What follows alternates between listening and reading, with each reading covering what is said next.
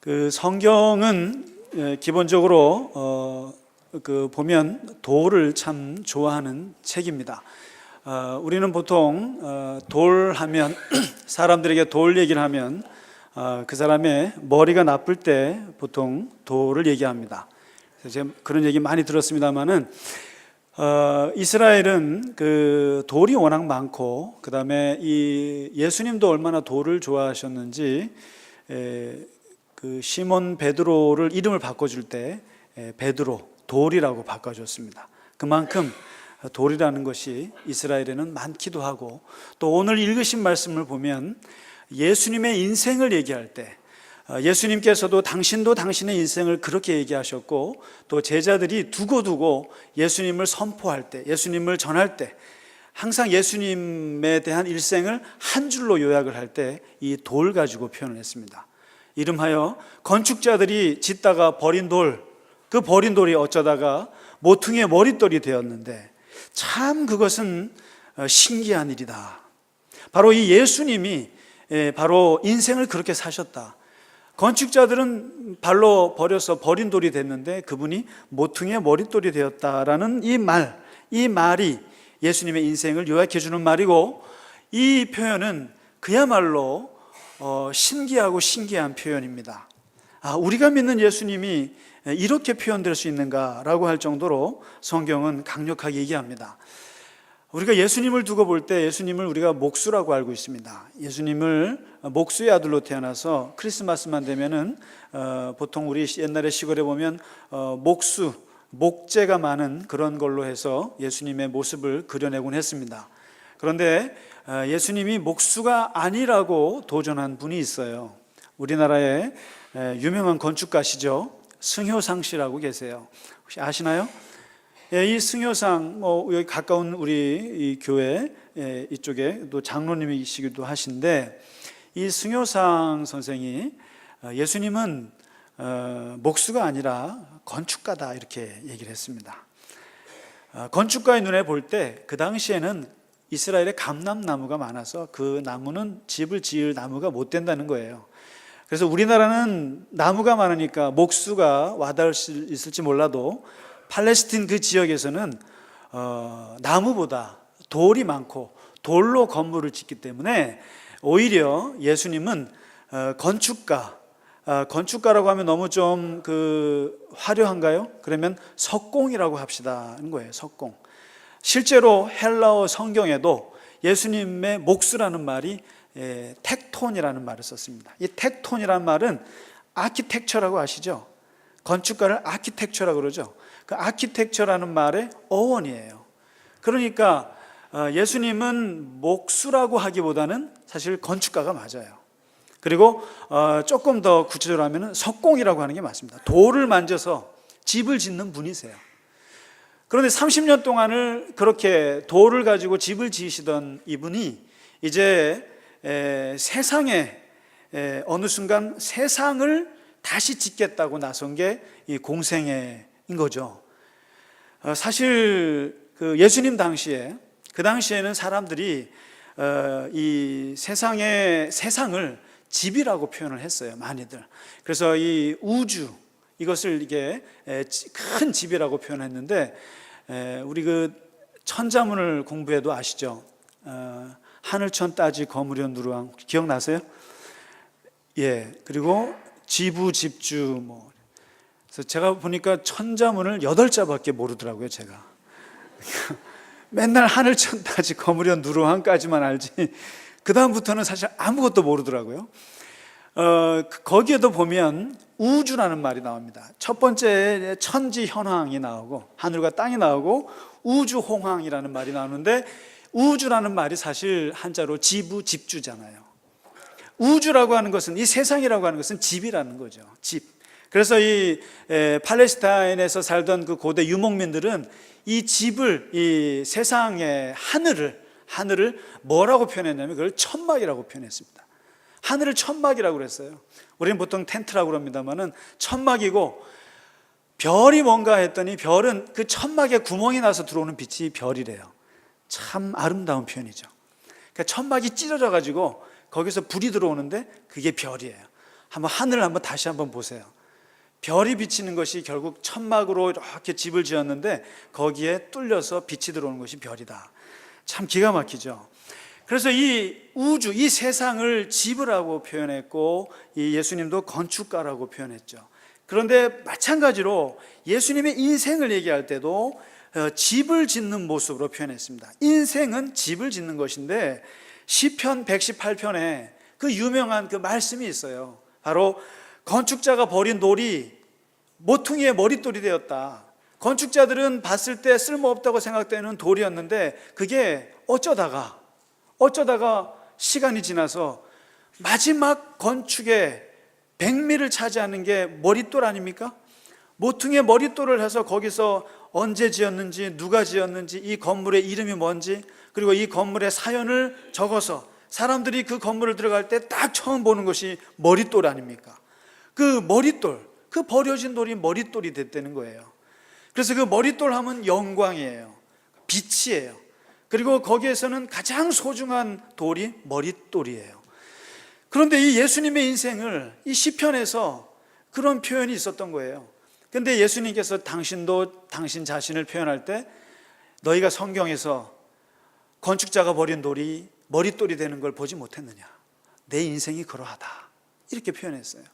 그리고 실제로 예수님이 십자가에 죽으시고 부활하시고 떠나가신 후에는 제자들이 예수님의 인생을 표현할 때 그렇게 표현했어요. 너희가 십자가에서 못 박혀 죽이고 그리고 너희가 그렇게 괴롭혔던 그 예수가 바로 부활하셨는데 마치 건축자들이 버린 돌 가지고 집 모퉁이의 머릿돌이 된 것과 똑같아. 그렇게 표현합니다. 그래서 제자들은 가는 곳마다 예수님의 인생을 얘기할 때 이 돌로 표현했습니다. 버린 돌이 모퉁이 돌이 되었다. 이게 예수다. 이렇게 얘기한 거죠. 근데 오늘 베드로전서, 이 사도 중에 사도 베드로가 베드로전서 여기에서 더 구체적으로 설명을 해요. 예수님에 대해서 7가지의 도를 얘기합니다. 7가지의 도를 얘기하는데 그런 것 같아요. 자기가 이름이 돌이다 보니까 돌에 대한 설명을 잘해요.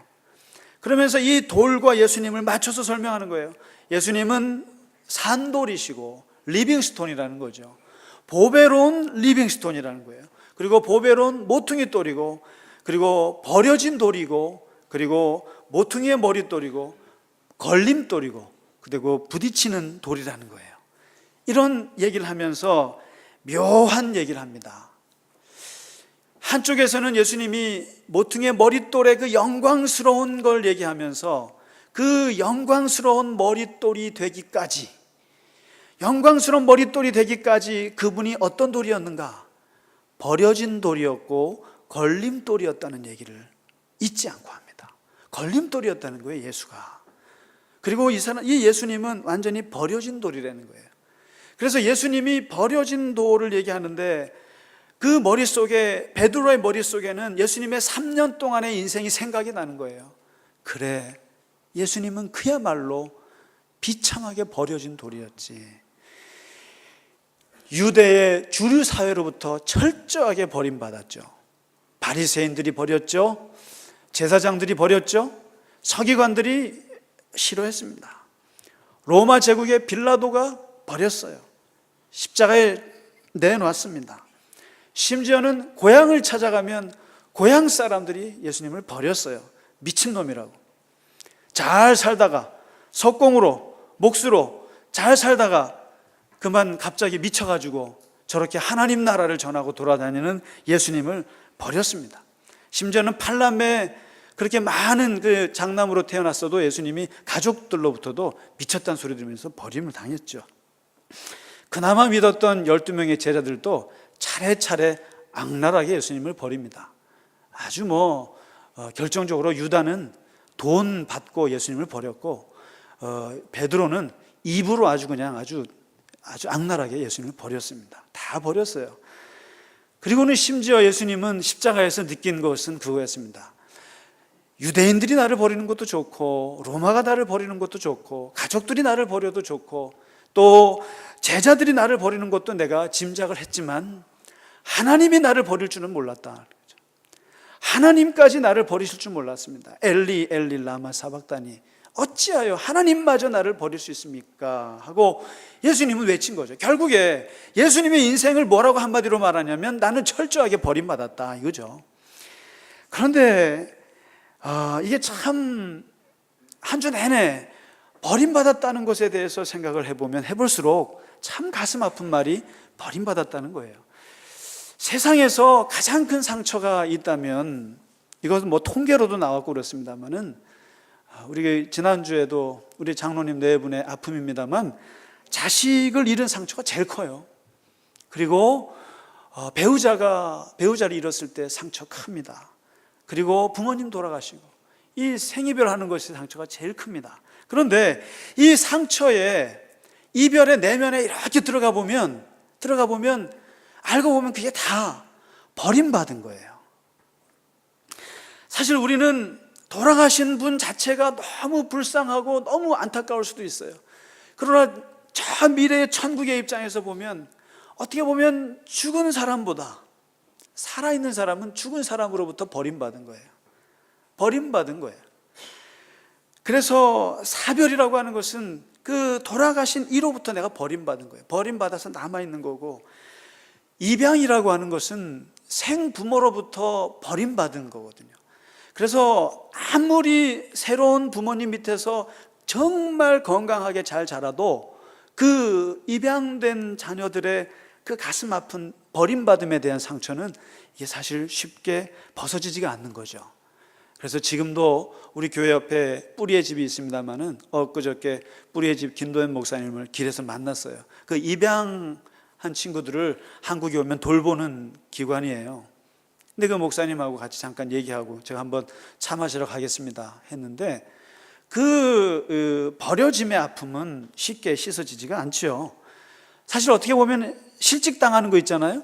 그것도 조직으로부터 버림받는 거잖아요. 가슴 아픕니다. 실연당한다는 거 아시죠? 그 사랑하는 연인으로부터 버림당하는 거. 저도 버림 한번 당해봤습니다. 근데 여러분은 혹시 버림 당해봤나요? 여러분 하도 예쁘고 잘생기셔서 차보기만 했지 나는 버림은 안 당해봤어. 그럴지 몰라도 낙방이라고 하는 거, 그거 버림당하는 거죠. 대학에서 버림당하는 거예요. 그리고 직장에 면접을 봤는데 직장에서 버림당하는 거예요. 요즘 젊은 청년들 7, 8번은 기본이고 자소서 수십 장 쓰는 건 기본이에요. 근데 그 수십 번 동안 올라가서 다 버림당하는 거예요. 안 맞는 거예요. 마음에 안 든다는 거예요. 어떻게 보면 몸이 아픈 것도 몸이 나를 버리는 거예요. 몸한테 못 맞추니까 몸이 나를 버리는 거예요. 그래서 아픈 거란 말이죠. 그래서 사실 우리가 받는 모든 상처들의 근원은 바로 버림받았다는 것. 이거 참, 그렇기 때문에 이 버림받은 걸 느낄 때 마치 산채로 포를 뜨는 느낌이죠. 산채로 맛 취하지 않고 살을 갉아내는 느낌이 바로 이건데, 이 버림받은 트라우마가 참 큽니다. 성경에도 보면 사사 중에 입다라는 사람이 있는데, 이 사람은 태어날 때 기생집으로 태어났어요. 그러니까 집에서 무시당했어요. 그리고 적자가 아니고 서자예요. 어머니를 어머니라고 못 부르고 아버지를 아버지라고 못 불러요. 홍길동처럼. 그러니까 결국 집에서 쫓겨났어요. 그래서 결국 깡패가 됐어요. 깡패가 돼서 우두머리가 됐어요. 잘 나갔어요. 그러나 마음 한구석에는 항상 버림받았다고 하는 상처가 있어요. 근데 그 사람이 하나님이 크게 썼어요. 크게 쓸 때, 전쟁이 났을 때, 전쟁의 지도자로 세울 때 그가 겁났어요. 혹시라도 내가 전쟁에서 이길 자신이 있지만 만일이라도 전쟁에 지면 또 버림을 당할까 봐 계약서를 쓰자고 덤볐어요. 나를 전쟁에서 이기면 나를 이 나라의 지도자로 세울 걸 계약서를 쓰면 하겠다. 썼어요. 그래서 이겼어요. 그리고 사사가 됐어요. 그런데 이 버려지는 거에 대한 두려움이 너무 컸던 사사는 전쟁에서 꼭 이겨야 된다는 강박관념 때문에 결국 무모한 짓을 해버려요. 뭘 합니까? 만일 내가 전쟁에서 승리해서 돌아오면 제일 먼저 환영하는 그 사람을 내가 하나님께 바치겠습니다 하고 인신제사 번제로 드리겠다고 약속을 해요. 그런데 그 제일 먼저 나온 사람이 누구예요? 자기 딸이잖아요. 바로 이 버림받기 싫은, 버림받는 거에 대한 두려움 때문에 너무나 무모한 약속을 하게 되고, 너무나 강박관념에 시달리게 되고, 너무나 집착하게 되고, 너무나 사람이 스트레스를 받는 거예요. 이게 굉장히 큰 겁니다. 그래서 결국 자기 딸을 죽이게 되는 어리석음을 범하게 되는 게 이 버림받음의 상처인데, 이 버림받음을 예수의 인생을 두고 말할 때 당신은 버림받은 인생이었다 이거죠. 당신도 얘기하셨어요. 나도 내가 알아. 나는 건축자가 툭 발로 차서 버린 돌이라 이거죠. 버려진 돌이라는 거죠. 그런데 성경에는 참 재밌는 것은 모든 사람이 버림받았다고 해서, 모든 사람이 버림받은 트라우마가 있다고 해서 그 사람들이 다 쓰러져서 절망 속에 살다가 그렇게 간 사람이 없어요. 성경에는 버림받은 상처가, 그 버림받은 상처를 입어보지 않은 사람은 아무도 없다는 걸 보여줘요. 오히려요. 아브라함 고향을 떠난 이유가 뭡니까? 그건 고향에서 버림받기 때문에 그런 거예요. 야곱이 왜 고향을 떠났습니까? 에서하고 싸워서 에서에 만날 수 없기 때문에 결국에 버림받은 거예요. 그리고 자기 외삼촌한테 끊임없이 사기당하면서 버림받았어요. 요셉은 뭡니까? 나이 17살에 무슨 죄를 지었다고 그렇게 버림받아서, 형제들한테 버림받아서 노예로 끌려가고, 노예로 끌려간 것에 뭘 잘못했다고 보디발의 아내한테 버림받아서 감옥으로 끌려갑니까? 그렇습니다. 모세는 더 기가 막힙니다. 모세는 태어나자마자 버림받았어요. 왜요? 내가 뭘 잘못했길래? 남자아이들은 다 죽이겠다고 하는 그 제국의 정책에 따라서 그냥 할 수 없이 버림받는 거예요. 죽어나가는 거예요. 나일강가에 버려지는 그 어린 모세에게서 분리불안을 못 느끼겠어요? 그 모세가 어렸을 때 부모로부터 버림받았을 때 그 얼마나 있었겠어요? 그런데 놀라운 것은 이스라엘 민족은 자기네 자신 민족도 또한 버림받은 민족이라고 생각했다는 거죠. 그런데 오늘 베드로가 예수님을 회상하면서 하는 말씀이 그거예요. 너희들은 예수님을 그렇게 짓밟고 버렸지만 그 버려진 돌이 상처투성일지 몰라도 상처 때문에 무너지지 않고, 놀라운 것은 하나님께서 그 돌을 잡아서 마지막 순간에 모퉁이의 머릿돌로 세웠다라는 거예요. 이 기가 막힌 역설의 반전을 얘기하고 있습니다. 미국에 이런 여자가 있어요.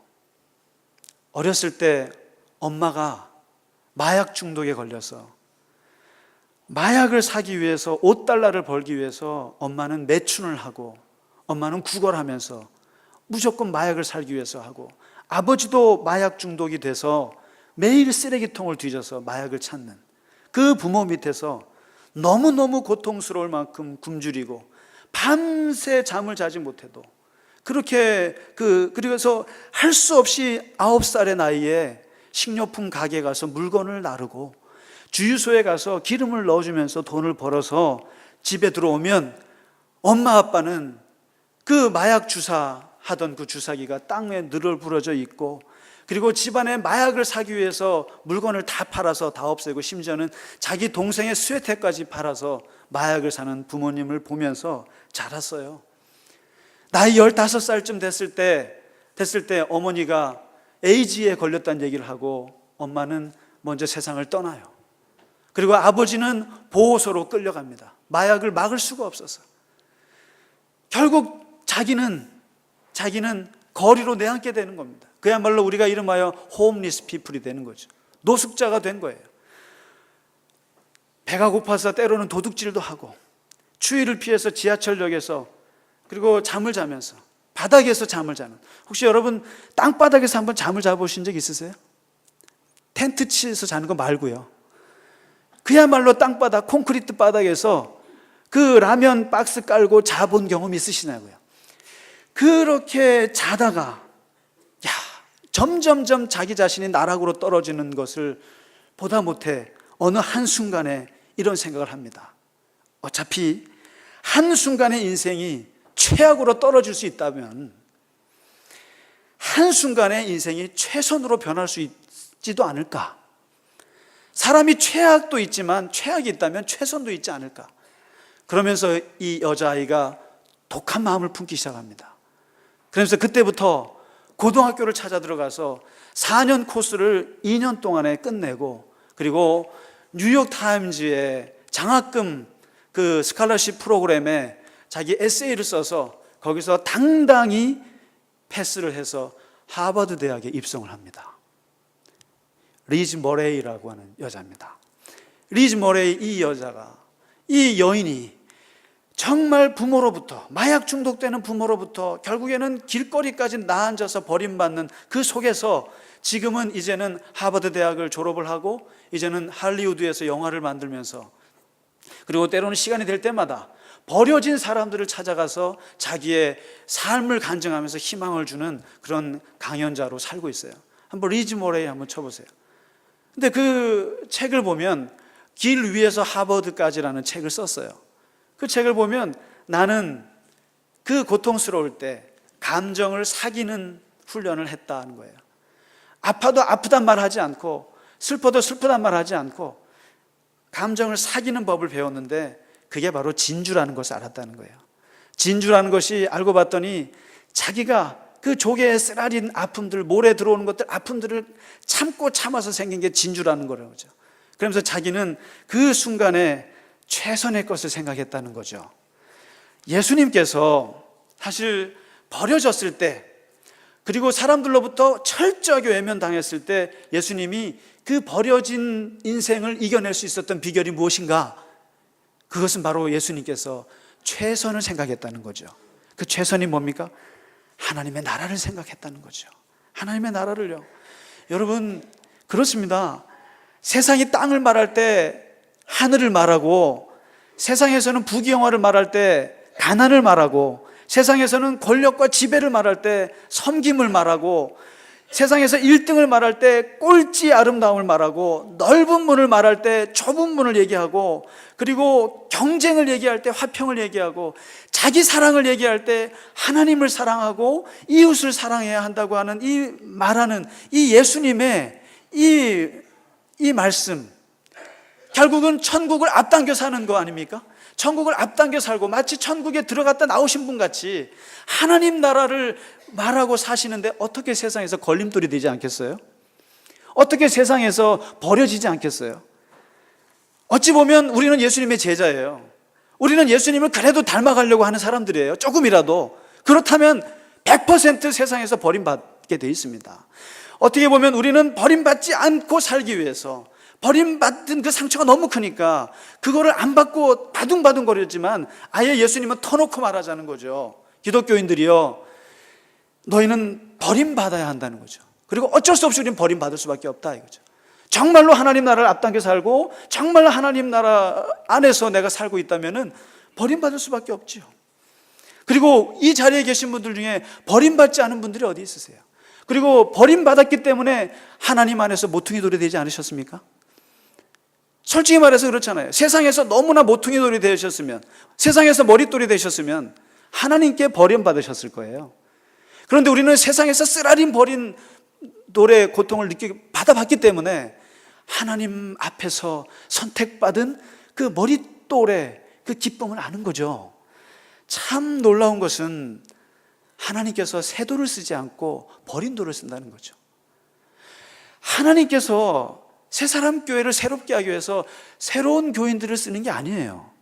우리같이 헌 교인들을 쓰신다고요. 기분 나쁘세요? 여기 차이고 저기 차이고, 여기에서 상처받고 저기에서 상처받고, 그래서 여기서 골마 터지고 저기서 골마 터진 우리들을 하나님께서 모퉁이에 머릿돌로 쓰셨다는 거죠. 왜 그런지 아세요? 버리는 동안, 버려지를 당하는 동안, 여기 차이고 저기 차이는 동안 어느새 내가 깎이고 깎여서 되게 돌이 부드러워졌어요. 너무 아름다워졌어요. 버려지지 않았더라면, 우리가 내치지 않았더라면 우리는 모퉁이 돌이 될 수가 없다는 거죠. 어찌 보면 예수님을 하나님께서 버렸지만 하나님께서 모퉁이 돌로 쓰셨듯이 우리도 끊임없이 세상에서 걸림돌이고 세상에서 버려진 돌이지만 하나님 보시기에는 그 버린 돌의 아픔으로 결국 오늘 9절에 위대한 말씀을 주세요. 9절의 말씀이 뭔가요? 한번 읽고 마치도록 하겠습니다.